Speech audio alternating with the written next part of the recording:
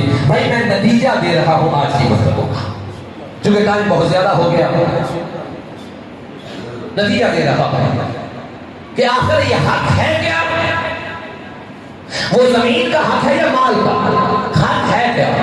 میں نے پچھلی بریس میں یا ساکولانا میں بھی کہا تھا کہ جو شخص غاصبانہ طریقے سے، امام فرماتے جو شخص غاصبانہ طریقے سے ایک 4 انگلی کی جگہ غاصبانہ طور پہ لے لیتا ہے کسی سے، قیامت میں 7 زمینوں کا طوق اس کے گلے میں ہوگا، اللہ کہے گا یہ طوق کھینچ کے میدان قیامت میں آ، 4 انگلی زمین اسی بننا شنا کپڑے ہوئیے نا، ٹھیک ہے تو گھا دے بانے اسی انہا کو حکم بھی بڑھ لگے،